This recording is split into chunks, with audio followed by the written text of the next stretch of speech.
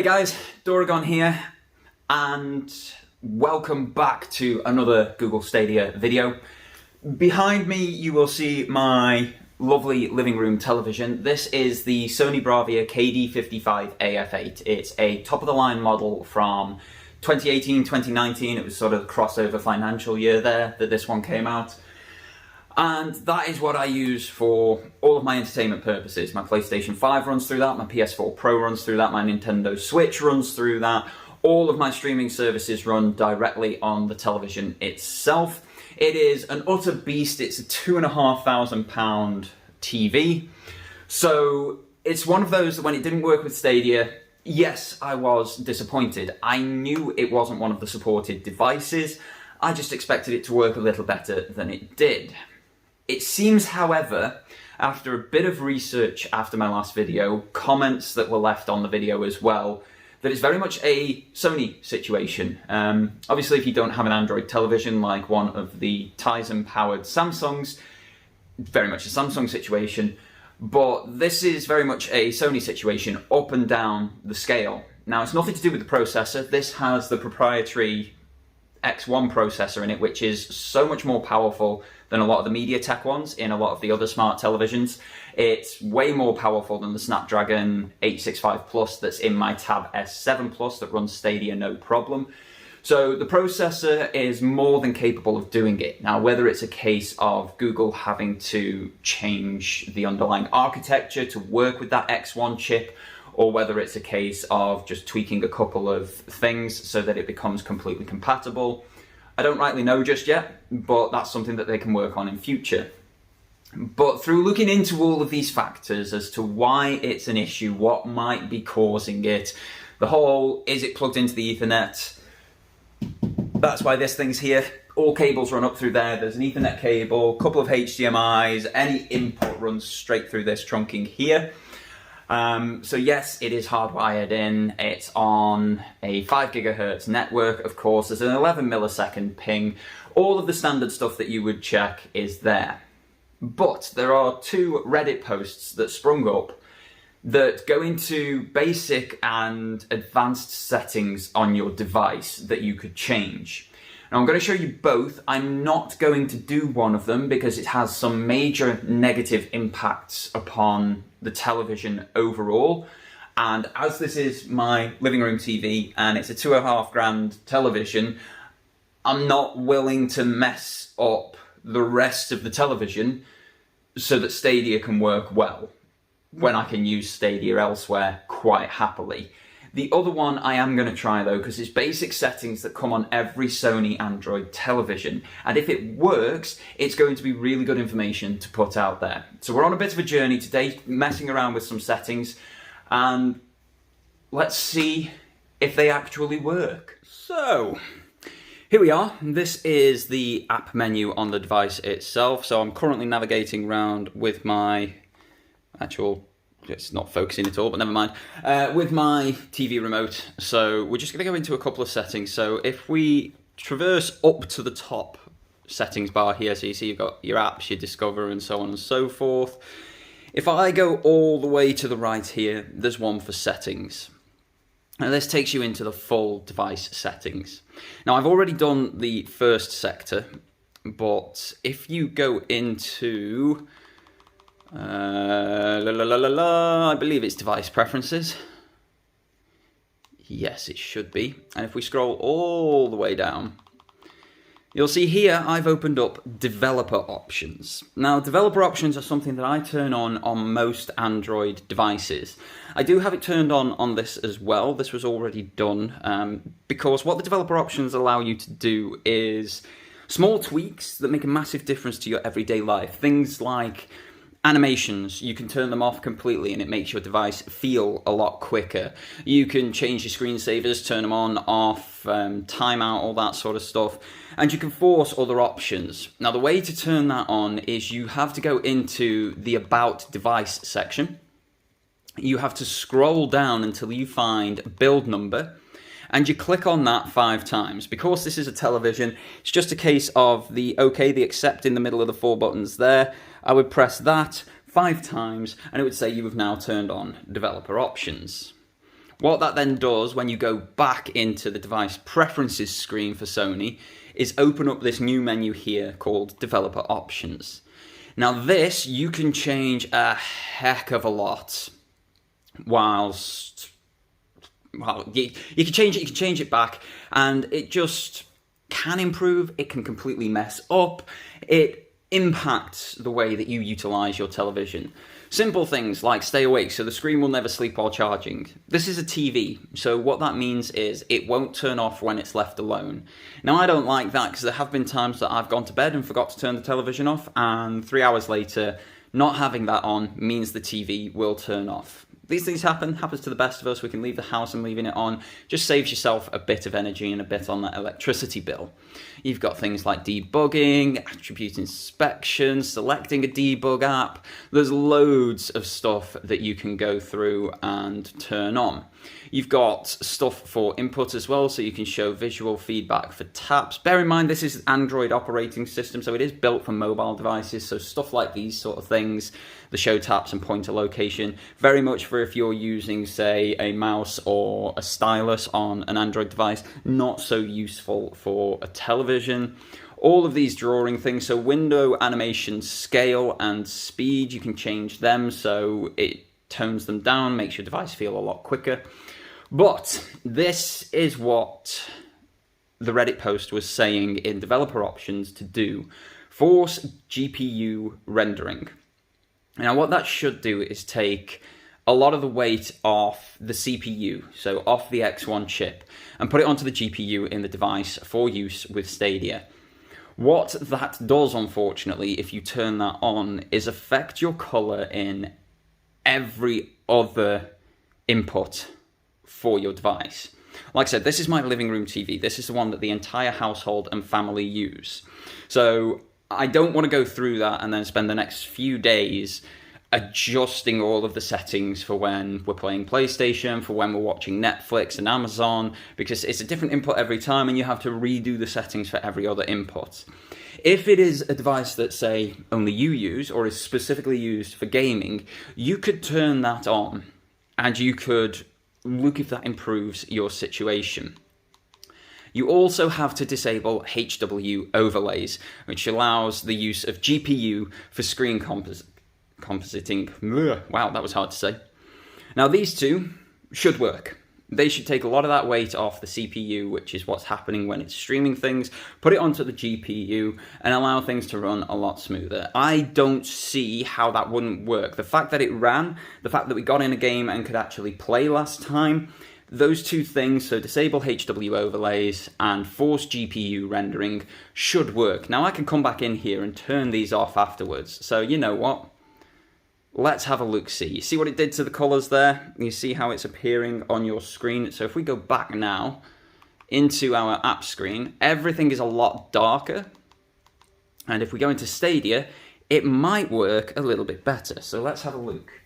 Now, since last time, this has come through the door, the actual Stadia Controller. So thank you very much for everybody who recommended this.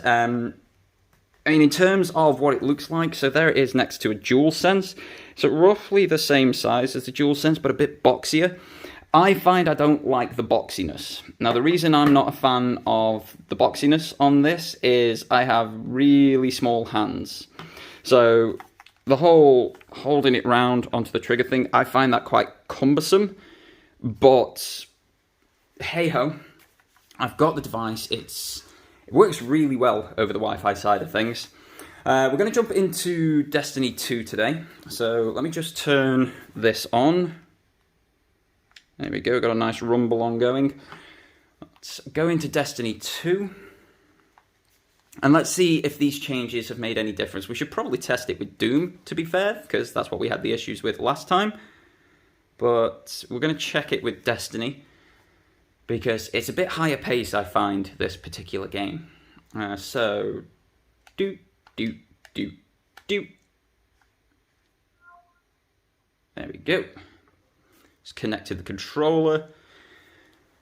So let's see how well this works this time.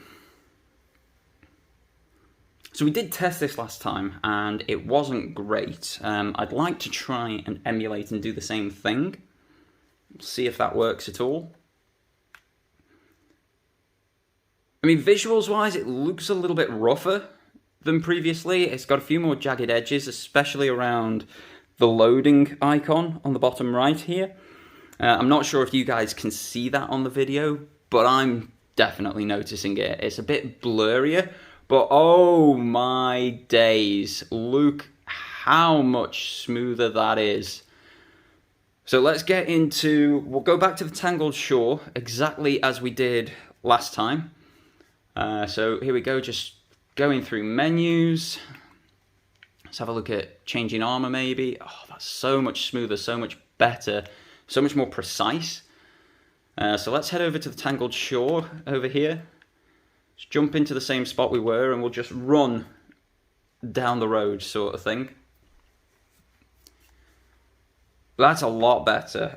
Let's get some volume on this as well, so you guys can hear what's going on. And we didn't have any audio issues last time. It was literally visual and input issues that we had. But these two things are very easy to turn on the device. And whilst, yes, they mess everything else up if you leave them on, for someone like me, it might not actually be a bad shout to turn them on and then turn them off if I want to play Stadia on my TV. I'm surprised how much of a difference that's made. Like, there's still a bit of jaggedness, like it's not perfect, not by any shout, but it's much more playable. It feels more like last gen at this point. Ooh, no, actually, we still have issues here. This is not as good as I thought it was. It's more playable. Defo feels like I'm getting 30 FPS or lower. Defo more than the 5 last time, and I can shoot things, which is nice. But it's not solved all of the issues. So yeah, that's it's much better on the menus, much better when there's not a lot going on screen. But we're still in a bit of a situation where it's not perfect. The gameplay doesn't feel great, and if we just run along here again as we did last time, it's a lot less janky, as you can see.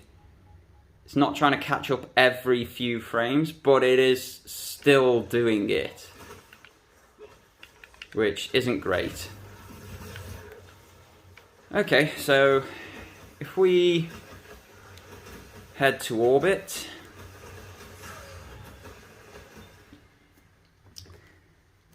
what I'm going to do now is turn the developer settings off and then try the other settings that Reddit has recommended. So, picture is a big one that it talks about. Picture mode, standard.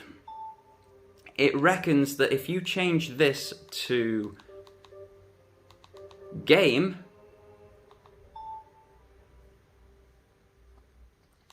you can change your brightness, you can turn auto picture mode on, but it doesn't recognize Stadia as gaming input.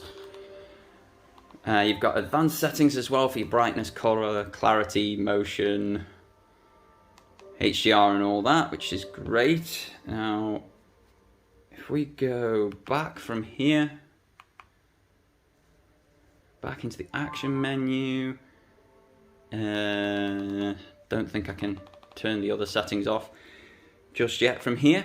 Okay, well, let's see if that makes any difference, to be fair. If turning that to game mode, like it's, as you can see, it's so much better in the menus. So let's go back to the Tangled Shore once more.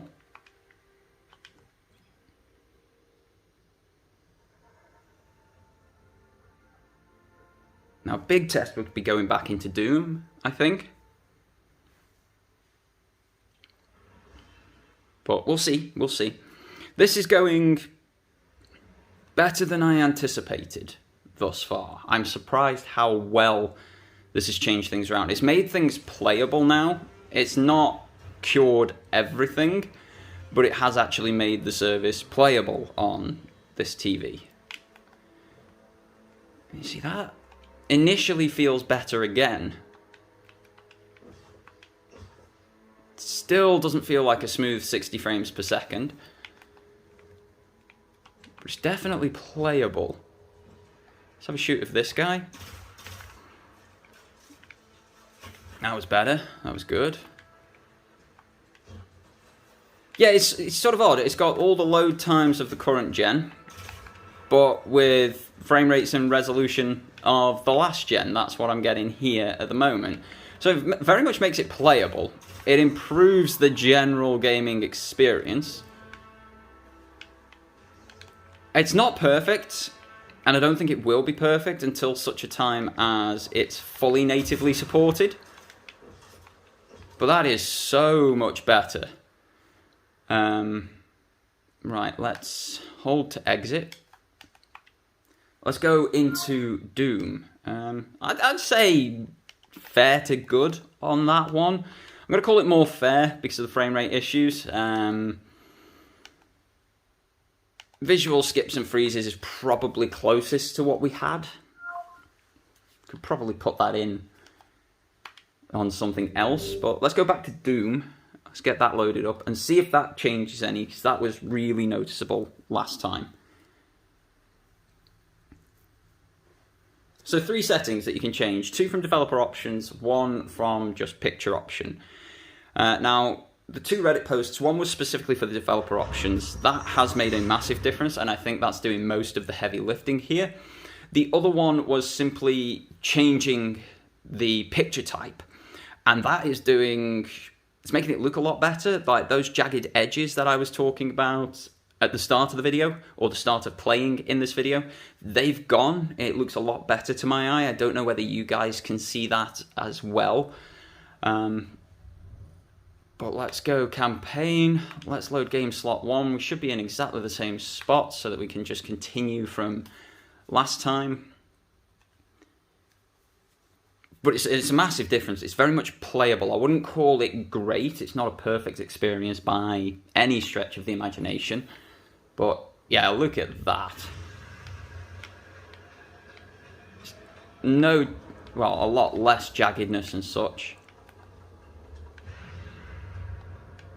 That is much better. Oh my days. Oh, I can actually shoot things this time as well. That's really nice. So much better. Who'd have thunk, eh? Just changing a couple of settings on your device.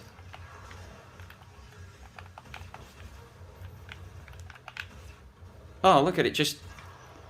Speed, fluidity. Like, this one's running at the full 60 as well.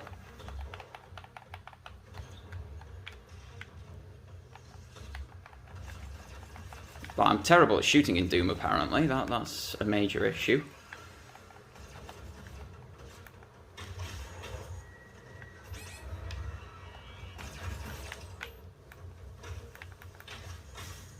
But, yeah, okay.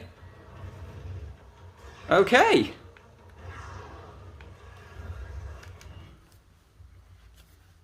Yeah. So... yeah, a couple of settings changes really change the experience. So if you do happen to have a Sony device, you can do both of those things. You can turn on developer settings and enable those 2 settings. You can change your picture input. Now, because this is an app, you will need to turn all of that off when you go back to standard television, but they aren't settings that are difficult to change. Like, it just comes up, head back down to device preferences, head down to your nice bracketed developer options, scroll down to the hardware accelerated rendering, turn your GPU rendering off, turn off disable HW overlays, And then you've got your picture input as well, which comes from your action menu. So nice little top button here on the remote above the little circle. Action menu, down to picture, and then picture mode, you go back to standard.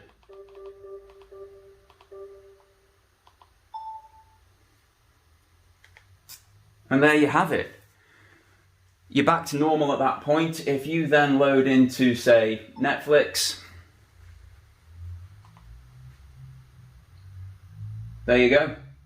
Your colours are perfectly normal in Netflix. So, it's a really simple thing. Really simple changes. It makes a massive difference that you're actually able to play the games. Like I said with Destiny, Destiny felt very last gen when playing it. It's obviously running at 1080p because I haven't got the Pro subscription at this precise moment in time, just due to money constraints. That will be rectified shortly, thanks to one of you beautiful viewers, and when it is, I'll put a shout out up for that amazing person. But yeah, if you have a Sony television and you want to play Stadia on your Sony Smart TV that runs Android as an operating system, that's how you do it.